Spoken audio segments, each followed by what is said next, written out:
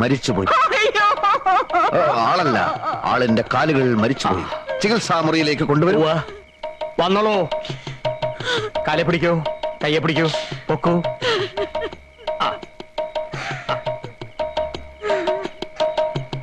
ദേ പൂജ്യപാദമേ ശരണം, പൂജ്യപാദമേ ശരണം എന്ന് മനസ്സിൽ ഉരുട്ടോളൂ. പൂജ്യപാദമേ ശരണം, പൂജ്യപാദമേ ശരണം, പൂജ്യപാദമേ ശരണം, പൂജ്യപാദമേ ശരണം. വന്നോളൂ.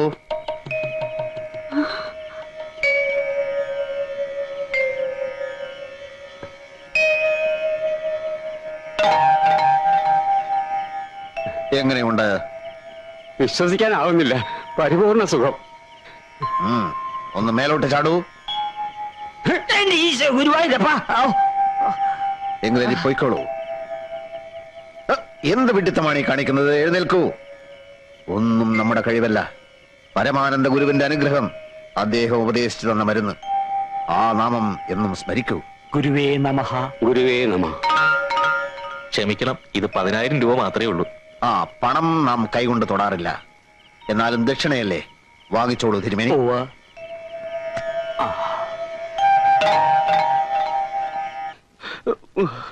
ഒന്നുമില്ല, ഇപ്പൊ മാറ്റിത്തരാം. സുമര, ഒരു ഗ്ലാസ് വെള്ളം എടുത്തേ.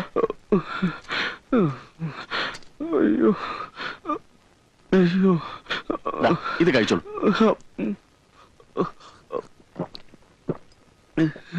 ഒരു 10 മിനിറ്റ് പുറത്തിരുന്നോളൂ.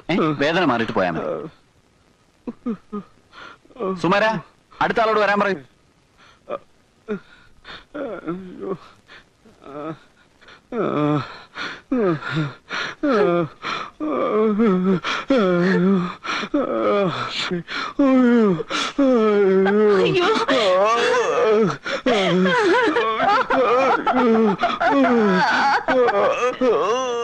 എന്താ എന്താ?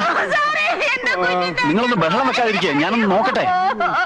ഒരു ചെറിയ വയറുവേദന മാത്രമേ ഉണ്ടായിരുന്നുള്ളൂ. ഇയാൾ കൊടുത്ത ഗുളിക കഴിച്ചപ്പോഴേ കുഴഞ്ഞു വീണത്. എന്തുവരെ നിങ്ങൾ കൊടുത്തത്? വയറുവേദനയ്ക്ക് സാധാരണ കൊടുക്കാറുള്ള മരുന്നാണ് കൊടുത്തത്. ഇതിലെന്തോ ചതിയുണ്ട്. എന്ത് ചതി? ചതിക്കാൻ ഇയാളെന്താ എന്റെ ശത്രുവാണോ? പേഷ്യന്റ് അല്ലേ? താൻ നിന്ന് പ്രസംഗിക്കാതെ ഇയാളെ രക്ഷിക്കാൻ വല്ലതും ചെയ്യുന്നുണ്ടോ? താൻ എന്ത് ക്ലാപ്പിലെ ഡോക്ടറാണോ? തോന്നിയാസം പറയരുത്. പറഞ്ഞ താൻ എന്ത് ചെയ്യൂ? ഇവരൊക്കെ കാണിച്ചിട്ട് വീണ്ടും ഞങ്ങളുടെ തലയിൽ കയറുന്നു. ഷട്ടാണ്, എവിടുത്തെ ഡോക്ടറാണ്? നിങ്ങൾ ഇങ്ങനെ ബഹളം വെച്ചിട്ട് എന്താ കാര്യം? പെട്ടെന്ന് ഇയാളെ രക്ഷിക്കാൻ നോക്ക്. മെഡിക്കൽ കോളേജിലേക്ക് എടുക്കാം. എടുക്കു വാസു. ഇയാളുടെ അടുത്തൊക്കെ വന്നാൽ നമ്മളെ വേണം തന്നെ.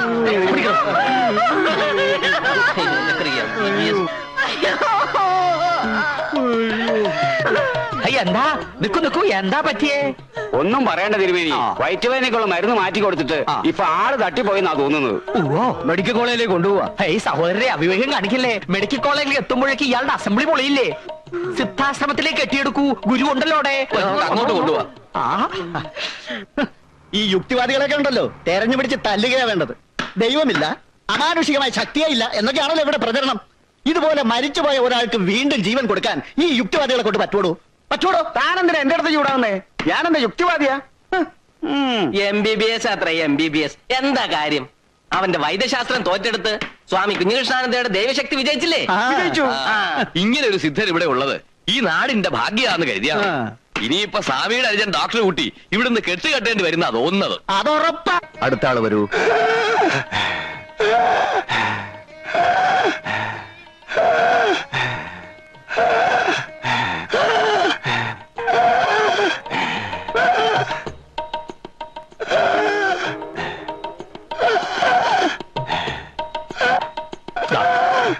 ഇനി കാണിക്കാൻ ഈ ഭൂമി മലയാളത്തിൽ ഒരു സ്ഥലവുമില്ല.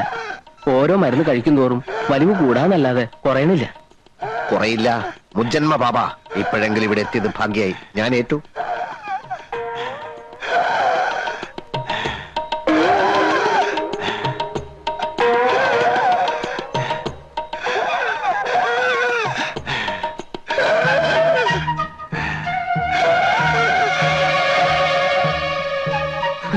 എടോ ചാക്കോ, ഗുരുതരമായ ഒരു പ്രതിസന്ധി കടന്നു വന്നിരിക്കുകയാണ്. മനസ്സിലായി. ഉടനെ എന്തെങ്കിലും ചെയ്തില്ലെങ്കിൽ ആ കിഴവൻ അന്ത്യശ്വാസം വലിക്കും. നമ്മുടെ ആസ്പിരിനാദി വടകവും ജലൂസിലാദി ലേഹ്യം ഒന്നും വിലപ്പോകുന്ന ലക്ഷണമില്ല. ആസ്മയുടെ വലിവ എന്ത് ചെയ്യും? ആസ്മയുടെ വലിവ എന്ത് ചെയ്യും? ആടലോടകത്തിന്റെ ഇലയോടൊപ്പം കുറച്ച് വിക്സും കൂടി അരച്ചു കൊടുത്താലോ? എന്നിട്ട് ആളെ കൊല്ലാനോ? വിക്സ് പുറത്തല്ലോട് പറഞ്ഞിട്ട് അതകത്ത് കഴിക്കാനുള്ളതാ? ഒന്ന് പരീക്ഷിച്ചു നോക്കാം. ഏറ്റാ ആസ്മാക്കാരെയൊക്കെ നമ്മുടെ വരി നിർത്താലോ. ഏറ്റില്ലെങ്കിൽ കെട്ടും കെട്ടി സ്ഥലം വിടുകയും ചെയ്യാം. ഇതുവരെ ഉണ്ടാക്കിയെടുത്ത പേര് എന്ത് വില കൊടുത്ത് നിലനിർത്തിയേ പറ്റൂ. അലമാരി കുറച്ച് ബ്രാൻഡ് ഇരിപ്പുണ്ട്. അതിലൊരു പെഗ്ഗെടുത്ത് അതിൽ കുറച്ച് വിക്സ് മിക്സ് ചെയ്ത് കൊടുത്താലോ? നിർത്തണം. തനിക്ക് വിക്സിന്റെ ഏർപ്പാട് മാത്രമേ അറിയൂ. ചൂടായതുകൊണ്ട് കാര്യമില്ല. ഈ വേഷമൊക്കെ വലിച്ചു വാരി കയറ്റുമ്പോ ആലോചിക്കണം ഇങ്ങനെയൊക്കെ ചെയ്യേണ്ടി വരും. താനും വലിച്ചു കയറ്റിയിട്ടുണ്ടല്ലോ ഒരിക്കലും ചേരാത്തൊരു വേഷം. ഒരു കാര്യം ഞാൻ പറഞ്ഞേക്കാം. ഈ ചാക്കോ ഇതുവരെ അന്തസ്സായിട്ട് ജീവിച്ചിട്ടുള്ളൂ. ആൾക്കാരുടെ മുമ്പിൽ വെച്ച് അടിയൻ സാമി എന്നൊക്കെ ഞാൻ പറയും. അത് താനൊരു താപ്പാക്കരുത്. ഈ ബിസിനസ്സിൽ 40% എനിക്കും 60% ലാഭം തനിക്കുവാ.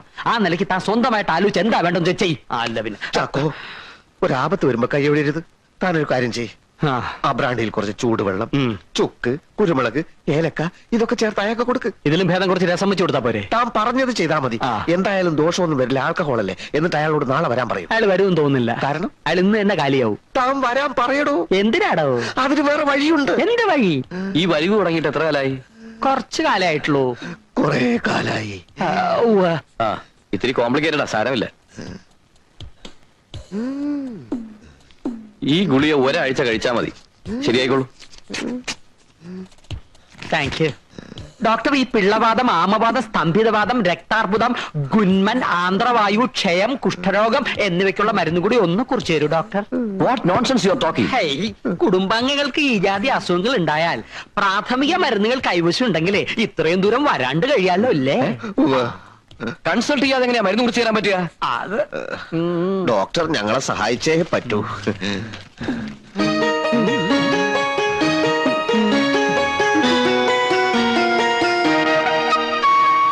എന്തിനാ ഇത്രയും മരുന്ന്? കൂട്ടുകുടുംബാണേ. 60 അംഗങ്ങളുണ്ട്. ആർക്കൊക്കെ എപ്പോഴാ പനി, വയറുവേദന, ഛർദില് വരുന്നെന്ന് പറയാൻ പറ്റില്ല.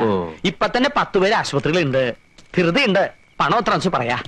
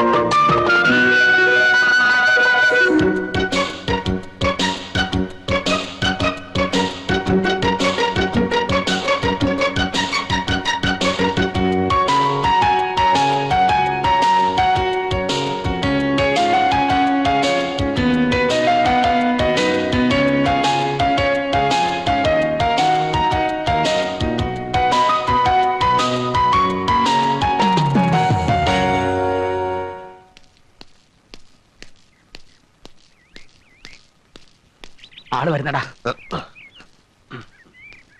എത്ര ലക്ഷം രൂപയായാലും കൊടുക്കാൻ പറഞ്ഞാൽ കൊടുക്കാൻ പറഞ്ഞാ കൊടുക്കാൻ. ഇതെന്താ സ്കൂളിൽ കിട്ടുന്ന ഉപ്പാവാണോ?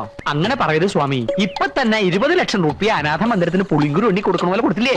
ഇനിയും കൊടുക്കും. എനിക്ക് എന്തിനാ കാറും ബംഗ്ലാവും ഒക്കെ? അങ്ങനെ ഒരു ജീവിതം നാം കാക്ഷിക്കുന്നില്ലല്ലോ. അതറിയാം. എന്നാലും ഇന്ത്യയിൽ തന്നെയുള്ള നമ്മുടെ മറ്റ് ആശ്രമങ്ങൾ സന്ദർശിക്കാൻ സ്വന്തമായ ഒരു വിമാനം വാങ്ങിച്ചൂടെ? എത്ര കാലം എന്ന് വെച്ചിട്ടാ സമയനിഷ്ഠയും വൃത്തിയും ഇല്ലാത്ത നമ്മുടെ സർക്കാരിന്റെ വിമാനത്തിൽ യാത്ര ചെയ്യാ? വിമാനം വേണേ 1-2 വാങ്ങിക്കാം. ബാക്കിയുള്ള കാശ് അനാഥ മന്ദിരത്തിന് കൊടുക്കാലോ.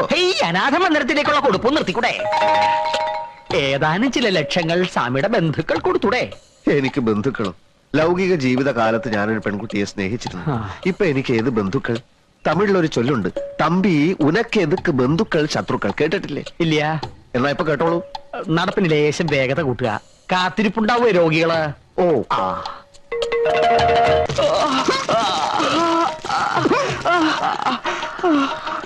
ഇപ്പൊ എങ്ങനെയുണ്ട്? ഞാനിപ്പോ ചാവും. അത് വെറും തോന്നലാണ്. ഈ ധൂമ ചികിത്സ ഞങ്ങളുടെ സിദ്ധവൈദ്യത്തിലെ ഒരു പ്രധാന ഇനമാണ്. നിങ്ങളുടെ തലവേദനയുടെ അവസാനത്തെ ദിവസമാണെന്ന്. പരമാനന്ദ ഗുരുവെ ധ്യാനിച്ച് വിശ്രമിച്ചോളൂ. പൊയ്ക്കോളൂ. അടുത്ത ആള് വരിക.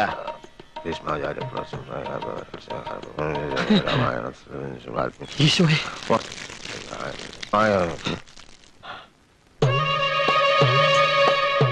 ബന്ധങ്ങളുടെ കെട്ടുപാടുകൾ പൊട്ടിച്ചെറിഞ്ഞ് സർവസംഘ പരിത്യാഗിയായി ജീവിക്കുന്ന ഒരാളാണ് ഞാൻ. ഇവിടെ വന്ന് എന്റെ സ്വൈര്യം കെടുത്തരുത്. ഞാൻ ബന്ധുവായിട്ടല്ല രോഗിയായിട്ടാ വന്നിരിക്കുന്നത്. എന്റെ ഇടത് കൈ നിർജീവമാണ്. അങ്ങ് വലിയ സിദ്ധവൈദ്യനാണല്ലോ. സെക്കൻഡ് വെച്ച് രോഗങ്ങൾ മാറ്റുന്ന സിദ്ധവൈദ്യൻ എന്റെ ഈ കൈ ഒന്ന് ജീവനുള്ളതാക്കി തരണം. ഇടഞ്ഞു നിൽക്കുകയായിരുന്നെങ്കിലും ഒടുക്കം വൈദ്യർക്കൊരു രോഗം വന്നപ്പോ സ്വാമിയുടെ അടുത്ത് തന്നെ വരേണ്ടി വന്നല്ലോ. അതാ ദൈവത്തിന്റെ കളി. കൈ കുഴഞ്ഞു പോയ ഒരു രോഗിയെ കണ്ടാൽ എനിക്ക് മനസ്സിലാവും പരീക്ഷണത്തിനാണ് വന്നതെങ്കിൽ അത് വേണ്ട. സ്വന്തം കൂടപ്പിറപ്പിന്റെ കഞ്ഞികൂടി മുട്ടിച്ച് നിന്നെ ഒരു പാഠം പഠിപ്പിക്കാൻ തന്നെ വന്നതെന്ന് കൂട്ടിക്കോ. ഓഹോ, അപ്പൊ അതൊക്കെയാണ് രോഗത്തിന്റെ ലക്ഷണങ്ങൾ. നമുക്കിത് നിഷ്പ്രയാസം മാറ്റിക്കളയാം. ആദ്യം എന്റെ ഗുരുവിനെ വന്ദിക്കണം, പിന്നെ എന്നിൽ വിശ്വാസം അർപ്പിക്കണം. എനിക്ക് പൂർണ്ണ വിശ്വാസമാണ്. എങ്കിൽ മിനിറ്റുകൾക്കകം ഈ കൈ വീശി വീശി നിങ്ങൾ ഇവിടുന്ന് തിരിച്ചു പോകും.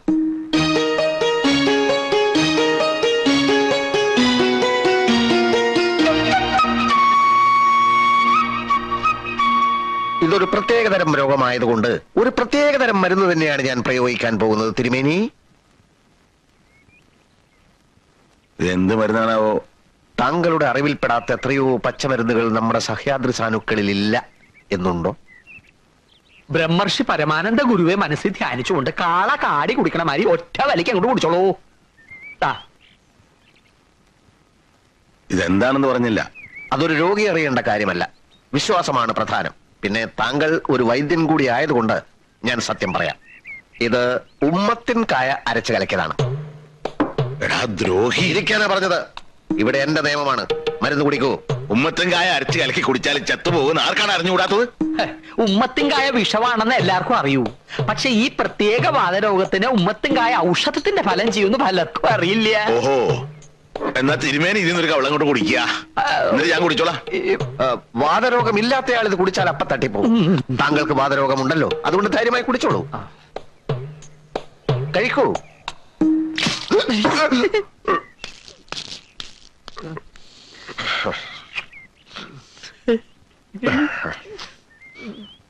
ഭ്രാന്ത ഏട്ടന് ഭ്രാന്ത്. ഇന്ന് ഉമ്മത്തിങ്കായ കലക്കി തന്നെങ്കിൽ നാളെ ഇരുട്ടടി അടിച്ച് കൊല്ലില്ലെന്ന് എന്താ ഇത്ര ഉറപ്പ്? എന്താ എന്റെ ഉണ്ണി ഇങ്ങനൊക്കെ പറയണത്? സ്വന്തം അച്ഛനോട് ഏതെങ്കിലും മക്കൾ അങ്ങനെ കാണിക്കൂ? പിന്നെ എന്താ കാണിച്ചേ? അത് കുടിച്ചിരുന്നേ കെട്ടിയെടുക്കേണ്ടി വരില്ലായിരുന്നു തന്നെ. നിങ്ങൾ ആരും കരുതും പോലെ ഒരു വിദ്യാസുരനോ ദുഷ്ടനോ ഒന്നും അല്ല കുഞ്ഞീഷൻ. തങ്കപ്പെട്ട മനസ്സാ അവന്റേത്. ഇതുപോലെ ഓരോ താന്തോന്നും തനങ്ങൾ കാണിച്ച് നാട്ടുകാരെയും തല്ലി മേടിക്കുമ്പോ തങ്കം ചെമ്പാകും. അവൻ ഏതോ ഗുരുവിന്റെ വരം കിട്ടിയിട്ടുണ്ടെന്നുള്ള കാര്യം ഉറപ്പാ. അളിയനാ കള്ളച്ചക്കന് വക്കാലത്തുമായിട്ട് നടക്കുക. കഴിവുകളെ പ്രശംസിക്കാൻ ശിവശേഖരൻ ഒരിക്കലും അമാന്തിച്ചിട്ടില്ല. അതവിടെ നിൽക്കട്ടെ. ഇവിടെ ഇപ്പൊ സംഗതി ഒന്നും ആയിട്ടില്ല. പന്തലുകാരൊക്കെ ഏർപ്പാടാക്കിയതാ. എന്തിന്? കല്യാണം ഇങ്ങനെ അടുത്തില്ലേ? ഏത് കല്യാണം? ഏത് കല്യാണമെന്നോ? ആങ്ങളൊക്കെ ഇത് എന്താ പറ്റിയേ? ഉണ്ണിയുടെ ഇന്ദുവിന്റെയും കല്യാണേ? ഓ, കല്യാണം കല്യാണം മംഗളസുമേ. പക്ഷസ്ഥലേ കൗസ്തുഭം ധർമ്മ സംസ്ഥാപനാർത്ഥായ സംഭവാമി യുഗേ യുഗേ. അമ്മാവാ ഓടാ ആങ്ങളെ. ഓടി ശിവശങ്കര പോടോ.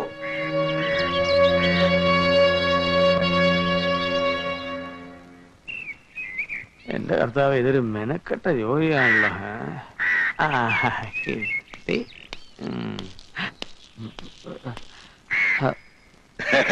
നേരത്തെ തന്നെ ചോദിക്കണമെന്നുണ്ടായിരുന്നു. നമ്മൾ തമ്മിൽ ഇതിനുമുമ്പ് കണ്ടിട്ടുണ്ടോ? നല്ല മുഖപരിചയ തോന്നുന്നു. എന്റെ അപ്പൻ നമ്പൂതിരി ഒരു സ്ത്രീലമ്പടനായിരുന്നു. ചിലപ്പോ അദ്ദേഹം താങ്കളുടെ ആ വഴിക്കൊക്കെ വന്നിട്ടാവണം. എനിക്കും അപ്പനും ഒരേ ചായന്യ. ചാക്കോ, ഏത് ആ മുറിയുടെ മൂലയിലുണ്ടായിരുന്ന ചാക്കോ? അതിൽ തുളസിയിലായിട്ട് വെച്ചിരിക്കുക. അതെ, ആ ചാക്കോ തന്നെ. ആ സ്വാമി, ഒരു മഹാരോഗി നേരം തെറ്റി കാണാൻ വന്നിരിക്കണു. അയാളോട് പരിശോധന സമയത്ത് വരാൻ പറയൂ. കുഞ്ഞീഷ, കഴിഞ്ഞതൊക്കെ മറക്കണം. ഒന്നുമില്ലേലും ഞാൻ നിന്റെ അമ്മാവനല്ലേ? സർവസംഘ പരിത്യാഗിയായ നമുക്ക് അമ്മാവനില്ല, അമ്മായിയില്ല, അമ്മയില്ല, അച്ഛനില്ല. ഒടുവിൽ പറഞ്ഞത് ശരിക്കും സത്യമാണോ സ്വാമി? ഒന്ന് മാത്രം എനിക്ക് അറിഞ്ഞാ മതി. നിനക്ക് ഇപ്പോഴും ഇന്ദുവിനെ ഇഷ്ടല്ലേ? ഹേയ്, വന്ന കാര്യം വളച്ചു കെട്ടില്ലാണ്ട് പറഞ്ഞു തൊലയ്ക്ക് മനുഷ്യ. ഇന്ദുവിനെ നീ കല്യാണം കഴിക്കണം കുഞ്ഞീഷ. എനിക്കതിനുള്ള യോഗ്യതയുണ്ടോ? ഉണ്ട് കുഞ്ഞീഷ, നിനക്കേ അതിനുള്ള യോഗ്യതയുള്ളൂ. എന്റെ അനുജൻ ഉണ്ണികൃഷ്ണന് എന്നാണ് ആ യോഗ്യത നഷ്ടപ്പെട്ടത്? എന്തിനാ കുഞ്ഞീഷ എഴുതാപ്പുറം വായിക്കണത്? ആ കഥ കഴിഞ്ഞു എന്ന് വിചാരിച്ചോളൂ. വിചാരിക്കാൻ ബുദ്ധിമുട്ടുണ്ട്. നിങ്ങളൊക്കെ ചേർന്നൊരു വിത്തുപാകുന്നു, അതിന് വെള്ളമൊഴിക്കുന്നു, വളമിടുന്നു. അങ്ങനെ അത് ചെടിയാകുന്നു, മരമാകുന്നു. ആ മരം കായ്ക്കുന്നു, കായ പഴുക്കുന്നു. അതുപോലെ നിങ്ങളുടെയൊക്കെ അധ്വാനത്തിന്റെ പഴമല്ലേ ഉണ്ണികൃഷ്ണൻ? ആ പഴം ഏതോ കാക്കകൾക്കും പട്ടികൾക്കും എറിഞ്ഞു കൊടുത്തിട്ട് ഇപ്പൊ നാണമില്ലാതെ എന്റെ മുമ്പിൽ വന്ന് മൂങ്ങുകയാണല്ലേ? മർത്യന് കൈപ്പിഴ ജന്മസിദ്ധനാണല്ലോ കുഞ്ഞീഷ്ണ. കൈപ്പിഴകളെ പറ്റിപ്പോയി, ഒരുപാട് അബദ്ധങ്ങൾ ചെന്ന് ചാടിപ്പോയി. മറക്കണം, പൊറുക്കണം. ഈ അമ്മാവനെ നീ ഒന്ന് സഹായിക്കണം. എന്റെ മകൾക്ക് നീ അല്ലാതെ ആരുമില്ല കുഞ്ഞീഷ്ണ. എല്ലാം തീരുമാനിച്ചുറപ്പിച്ച് കല്യാണത്തിനുള്ള സദ്യ വരെ ഒരുക്കിയിട്ട് മുടങ്ങിപ്പോയതല്ലേ ഇവളും ഉണ്ണിയും തമ്മിലുള്ള കല്യാണം? അതേടി, അത് മുടക്കിയ ദൈവമായിട്ടാണ് ഞാൻ കരുതുന്നത്. അല്ലെങ്കിൽ പിന്നെ അത് മുടങ്ങേണ്ട വല്ല കാര്യമുണ്ടോ? നിനക്കറിയില്ല, കോടിക്കണക്കിന് ആ കുഞ്ഞീഷിന്റെ ആസ്തി. സ്വന്തമായിട്ട് ഒരു വിമാനം വാങ്ങാൻ പോകുന്നു. കേസില്ലാത്ത ആ പീറ ഡോക്ടറെ കെട്ടിയ ഇവക്ക് ഇത് വല്ലതും സ്വപ്നം കാണാൻ പറ്റുമോ? അപ്പോ സ്വന്തം മോൾ ഇഷ്ടമല്ലേ നിങ്ങൾക്ക് വലുത്? ഈ കാര്യത്തിലല്ല. ഇവള് പറയാണ്, അച്ഛാ എനിക്കൊരു ചുവന്ന പാവാട വേണം, ഞാൻ വാങ്ങിക്കൊടുക്കും. കറുത്ത കരിവള വേണം, ഞാൻ വാങ്ങിക്കൊടുക്കും. പക്ഷേ കാൽക്കാശിന് ഗതിയില്ലാത്ത ഒരുത്തനെ ഭർത്താവായി വേണമെന്ന് പറഞ്ഞാൽ ഞാനതിന് കൂട്ടു നിൽക്കില്ല. ഈ ശിവശങ്കരനായ ലോകം കണ്ടവനാ. ആ ശിവശങ്കരനായന്റെ മകളെ കോടീശ്വരൻ കുഞ്ഞീഷൻ തന്നെ കെട്ടും, അല്ലെങ്കിൽ കെട്ടിക്കും. ആ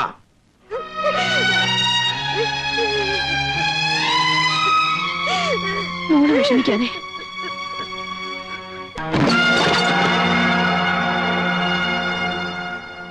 എന്താ ഉദ്ദേശം? മനസ്സിലായില്ല. ഏട്ടൻ എന്തിനാ വെറുതെ പുറകെ നടന്ന് എന്നെ ഇങ്ങനെ ഉപദ്രവിക്കുന്നത്? ഞാൻ ആരെയും ഉപദ്രവിക്കാറില്ല, കാരണം എനിക്കതിനുള്ള സമയമില്ല. ഓഹോ, കള്ളം പറഞ്ഞ് എന്റെ കല്യാണം മുടക്കി, വൃത്തികെട്ടൊരു നാടകം നടത്തി നാട്ടുകാരെ മുഴുവൻ എനിക്കെതിരാക്കി, അന്തസ്സോടെ ചെയ്തുകൊണ്ടിരുന്ന ഒരു ജോലി വെള്ളത്തിലാക്കി.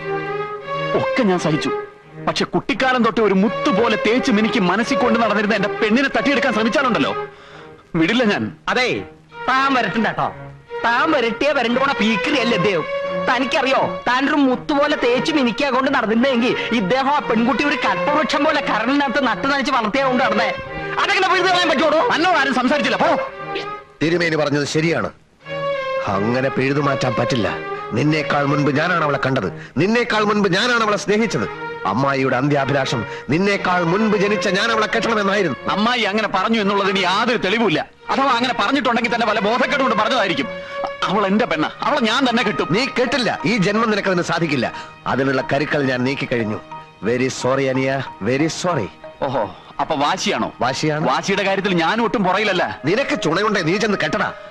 അപ്പൊ അവസാന തീരുമാനം എടുത്തു കഴിഞ്ഞു. എന്നാ കാണാം. ഓ, കാണാം. നിൽക്കൂ. അടിക്കടി വഴക്കിന് വരാണ്ടിരിക്കണാണ് ആരോഗ്യത്തിന് നല്ലത്. നല്ലൊരു തടിയുണ്ടല്ലോ, അത് കേടാക്കണോ? ഇപ്പൊ ഇതിരിക്കട്ടെ, സമയം വരും. അപ്പൊ താൻ തന്നെ തന്റെ ഗുരുവിന് കൊടുത്തേക്ക്. നൊന്തോ? നേരത്തെ ഒരു ചില്ലറ ബാക്കിയുണ്ട്. ഇല്ലെന്ന് പറഞ്ഞില്ല, എല്ലാം കൂടെ നാളെ തന്നേക്കാം. നമ്മുടെ ശിവശങ്കരൻ ഇപ്പൊ ഈ വഴി ബാലിന്റെ ചായക്കടയിലുണ്ട്. ശിവശങ്കര, ശിവശങ്കര അവിടെ നിക്ക. ശിവശങ്കര,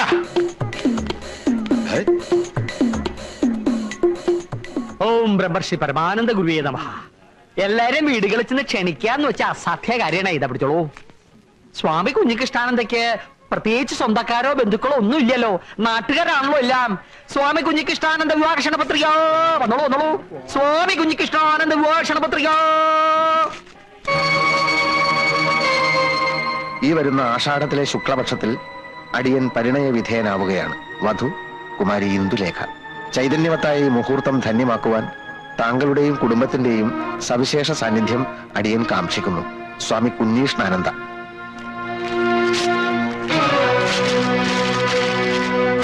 അതെ, ഇങ്ങോട്ട് വരൂ. ഇതാണ് നോൻ പറഞ്ഞ മുത്തുപട്ടര്, കൽപ്പാത്തിക്കാരനാ. ഇത്രയും കേമായിട്ട് സദ്യ കൊടുക്കുന്ന ഒരാൾ ഈ ഭൂമി മലയാളത്തിൽ ഇല്ല. ഇനിയോട്ട് ജനിക്കാനും പോണില്ല. ഒക്കെ കേമാവണം. ഒരേ ഒരു മോളാ. ഈ വീട്ടിൽ വേറൊരു കല്യാണം നടക്കാനില്ല. എല്ലാം കേമാക്കിക്കളയോ? ആ, പായസം 3 വിധത്തിലായിക്കോട്ടെ. അട, പരിപ്പ്, സേമിയ. ഇത്രയും കേമായിട്ടൊരു സദ്യ ഈ പ്രദേശത്തിൽ ആദ്യം ആവണം. എന്നാ എന്താച്ചാ നോക്കുള്ളൂ. അഭിപ്രായമാണ് കേക്കണ്ട. മാധവമിത്രി വരുന്നുണ്ട്, കുഴപ്പാവോ?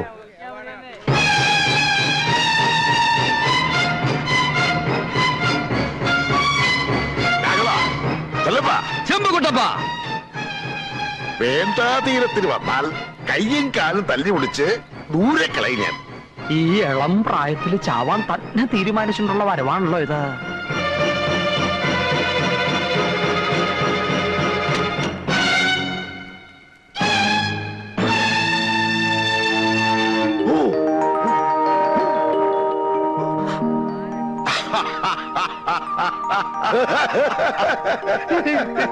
താൻ ക്ഷണിച്ചില്ല വെച്ചാലും ഞാൻ വരൂടോ.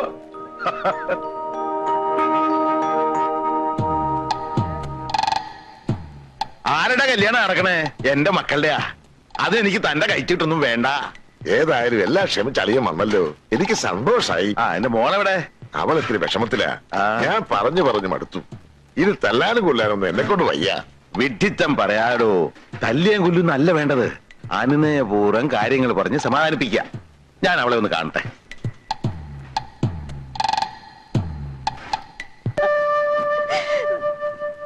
എന്താ മോളെ ഇത്?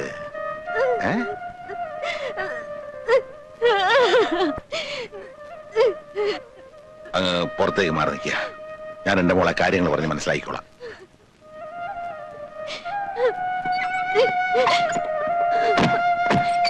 എല്ലാം അറിയാവുന്ന അമ്മാവനും ഇതിന് കൂട്ടു നിൽക്കണോ? പറയുന്ന അങ്ങനെ കേൾക്കുക. കാര്യം എന്റെ അളിയനൊക്കെയാ. പക്ഷെ നിന്റെ അച്ഛൻ ഒരു കള്ളച്ചെറ്റയാ. 4 പണം കിട്ടുമെന്നറിഞ്ഞാ അവൻ എന്തിനും മടിക്കില്ല. മുള്ളിനെ മുള്ളുകൊണ്ട് എടുക്കണമെന്ന് കേട്ടിട്ടില്ലേ നീ? പറ്റിയ ഒരു മുള്ളുമായിട്ടാ ഞാനിപ്പോ വന്നിരിക്കണേ. നിനക്ക് അവന്റെ കൂടെ ജീവിക്കണ്ടേ? ഉണ്ണിയുടെ കൂടെ. നിന്റെ അച്ഛന്റെ അരിക്കല് നേരാമണ്ണം നിന്നാൽ അതൊരിക്കലും നടക്കില്ല. ഒരു സ്വല്പം കുരുട്ടുബുദ്ധി ഉപയോഗിക്കണം. ധൈര്യമുണ്ടോ നിനക്ക്? ഇന്ന് രാത്രി ഇവിടുന്ന് പുറത്തിയാടണം. എന്നിട്ട് എത്രയും പെട്ടെന്ന് സ്ഥലം വിടണം. അതിനുള്ള എല്ലാ ഏർപ്പാടുകളും ചെയ്തു വെച്ചിട്ടാ ഞാൻ വന്നിരിക്കണേ. ആവൂ, ഒരു യുദ്ധം ഉണ്ടാവൂന്ന് കരുതി. പക്ഷേ അളിയൻ വെള്ളക്കൊടി വീശി. ഈശ്വര, സർവമംഗള സമ്പൂർണം സൗമ്യം കല്യാണഭൂഷണം. സ്വർണ പാത്രസ്യ ക്ഷീരസ്യ പാഷാണം ബഹുമാരകം. മനസ്സിലായില്ല.